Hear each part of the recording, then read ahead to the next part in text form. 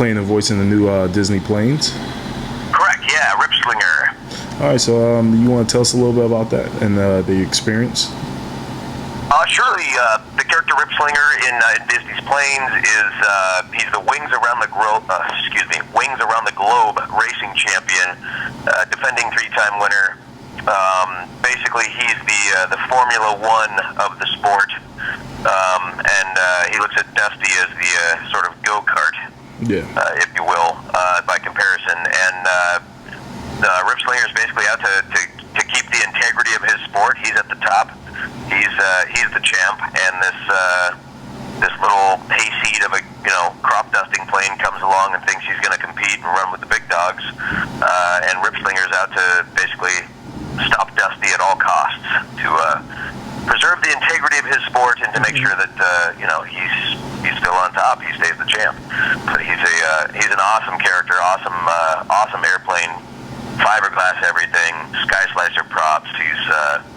He's just about as bad as they come, and it's incredible for me to be able to have an opportunity to play anything in a Disney movie is awesome, but to be a bad guy and all that is just incredible. All right. What kind of exercises do you do to get your voice ready for these types of roles? I mean, seeing that you've played in different, voiceovers with different types of voices, I mean, I would figure that would have to be a little strenuous or hard. It all depends on the project, and to be honest, as far as like warm-ups, I don't do a lot of like vocal warm-ups per se. Really, for me, everybody's different. Some people need that. Every now and then I'll do some tongue twister stuff if I feel like I'm just kind of having a hard time getting the words to come out right. But really, for me, it all boils down to rest and trying to do everything I can to stay healthy. Because if I don't get enough sleep, if I'm not watching what I eat, where I socialize, like I can't go to noisy bars and I can't go to noisy restaurants and I can't go to,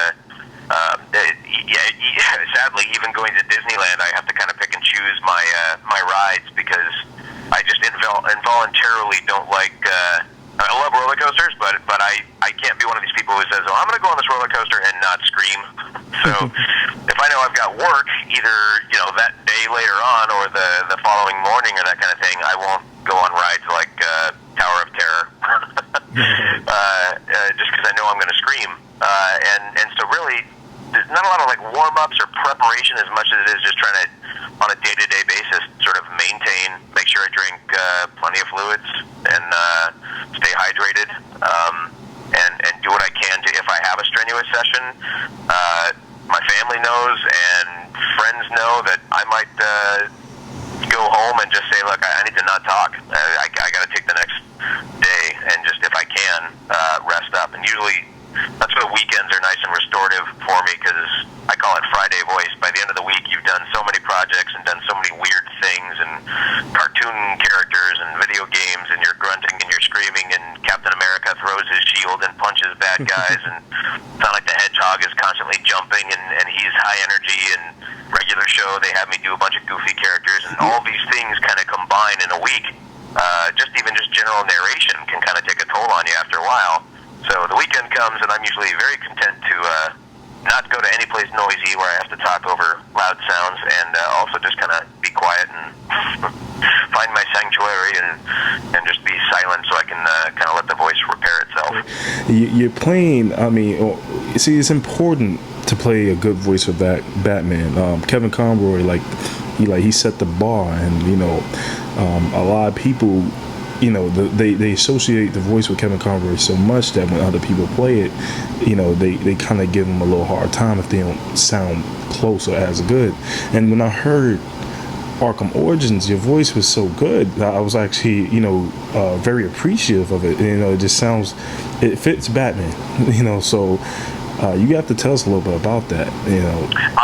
I'm stoked to hear that the response is positive, and that you're complimentary, that you approve of it. Sadly, other than confirming the fact that yes, I am the voice of Batman in Arkham Origins, we have got so many awesome things in store for everybody that there's not a lot I can talk about.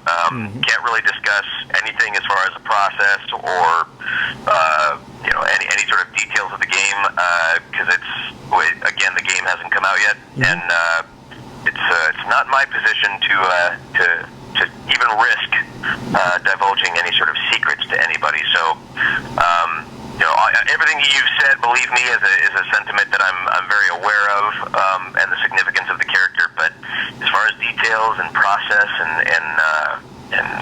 what's going on is with regards to that game, or I should say, just like everybody else out there, I've got to wait until October 25th and play the game to find out what Warner Brothers Montreal kind of did with everything. So I wish I could give you more, but we are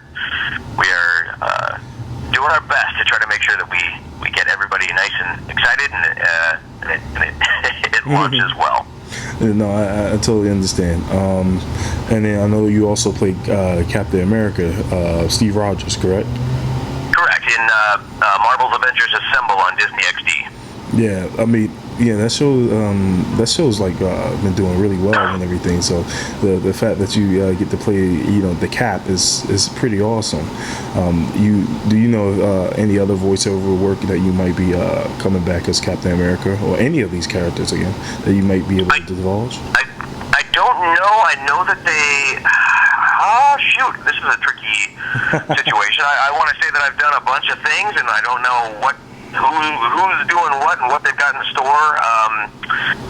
But as far as like Avengers Assemble goes, yeah, I mean, getting to do Cap is incredible. I know I did it for Avengers Initiative, which was the iPad game.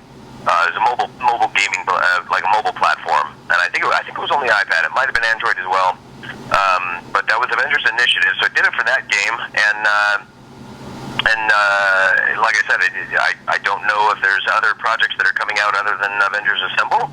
There might be, but even if there weren't to be or were to be, this opportunity just to be on this Disney XD show is incredible, because the cast is awesome. Everybody gets along really, really well.